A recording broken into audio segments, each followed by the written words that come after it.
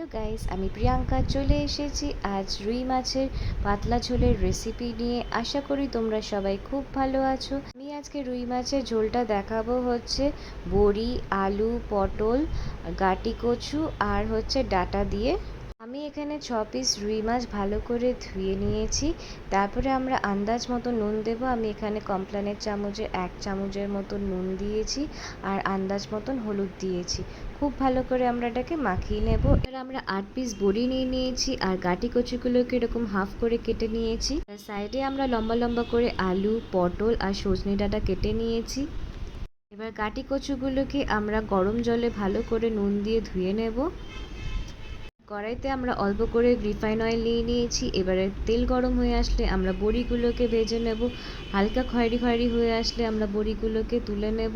খুব সাবধানে আস্তে আস্তে করে ভাজতে হবে, নাহলে কিন্তু বড়িগুলো ভেঙে যাবে বা লাল বেশি হয়ে যাবে।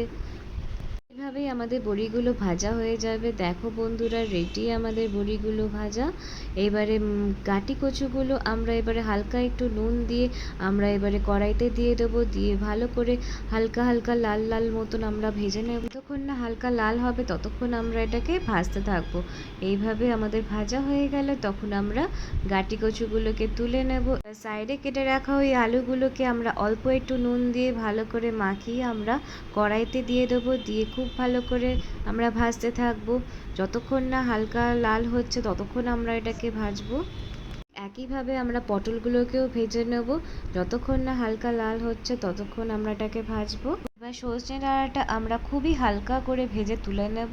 কোনো খয়েরি বা লাল অবধি আমরা এটাকে ভাজবো না।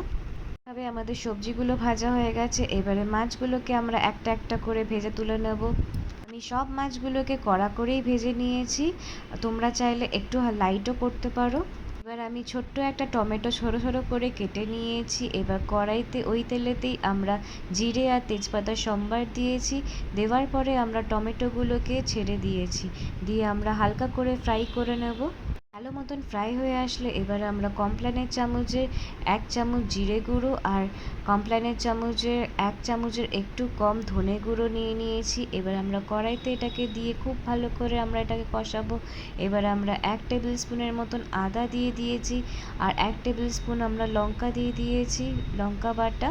আর দেবো আন্দাজ মতো নুন আর হচ্ছে হলুদ দিয়ে দেবো। দিয়ে খুব ভালো করে আমরা এটাকে কষাতে থাকবো। আমাদের টাইম নিয়ে এই মশলা কষাতে হবে অবশ্যই। আর টমেটোগুলোকে আমরা খুন্তি দিয়ে স্ম্যাশ করতে থাকবো। মশলা যখন হাফ কষে আসবে তখন আমরা আলু আর গাটি কচুগুলোকে দিয়ে দেবো। তাহলে আমাদের সিদ্ধটাও ভালো মতন হয়ে যাবে আর মশলাটাও খুব ভালো মতন কষে যাবে। গাটি কচু আর আলুগুলোকে দিয়ে খুব ভালো করে আমরা এবারে নাড়াতে থাকবো। আমাদের এটাকে খুব ভালো করে কষাতে হবে বন্ধুরা। এবার আমরা সজনে ডাঁটাগুলোকে দিয়ে খুব ভালো করে এটাকে কষাতে থাকবো। যখন আমাদের মশলা কষে আসবে মনে হবে তখনই আমরা পটল দেব। তার আগে কিন্তু পটল দেব না, নাহলে কিন্তু পটলগুলো একদম গলে যাবে। আমাদের মশলা একদম কষে গেছে, তেলও উঠে গেছে অনেকটা। এবার আমরা আন্দাজ মতন অল্প একটু জল দিয়ে দেবো ঝোলের জন্য। যখন মশলা কষাচ্ছিলাম তখনই আমাদের সবজিগুলো 70% মতন সিদ্ধ হয়ে গেছিলো। এবার ঝোলটা দেওয়ার পরে বাকি 30% আমাদের সেদ্ধ হয়ে যাবে। ঝোলটা ফুটতে দিতে হবে, তারপরেই আমরা মাছগুলোকে দিয়ে দেবো। ভালো মতন ফুটে আসলে আমরা অল্প একটু কাশ্মীরি লঙ্কা দিয়ে দেবো কালারের জন্য। ভালো করে নাড়িয়ে নেবার পর আমরা এবারে ভেজে রাখা বড়িগুলোকে দিয়ে দেবো। দিয়ে খুব ভালো করে নাড়িয়ে দেবো। ভালো করে বড়িগুলোকে আমরা ঝোলের ভেতরে ঢুকিয়ে দেবো। এবারে আমরা বড়িগুলোকেও একটু নরম হতে দেবো। তারপরে আমরা অল্প একটু গরম মশলার গুঁড়ো ছিটিয়ে দেবো। দিয়ে খুব ভালো করে নাড়িয়ে নেবো। ব্যাস এইভাবেই রেডি হয়ে যাবে আমাদের রুই মাছের পাতলা ঝোলের রেসিপি। আলু, পটল, গাটি কচু, সজনে ডাঁটা আর বড়ির দিয়ে রেসিপি যদি তোমাদের ভালো লেগে থাকে তাহলে অবশ্যই নিজের ফ্যামিলি ফ্রেন্ডসদের সাথে শেয়ার করো। অবশ্যই নিজের বাড়িতে একবার হলেও ট্রাই করবে। আর রিভিউটা কিন্তু অবশ্যই দিতে আমাকে ভুলবে না, নাহলে আমি বুঝবো কী করে। তোমরা এইভাবেই আমাকে সাপোর্ট করো আর পাশে থেকো, যাতে এরকম আরও অনেক নতুন রেসিপি কি পুরনো রেসিপি আমি আরও তুলে ধরতে পারি তোমাদের কাছে। গরম গরম ভাতের সাথে এই রেসিপিটা অসাধারণ লাগে। আমার রেসিপি যদি তোমাদের ভালো লেগে থাকে তাহলে অবশ্যই আমার চ্যানেলটিকে সাবস্ক্রাইব করুন আর অবশ্যই please Like, comment, subscribe, share and follow my channel. Thank you guys for watching.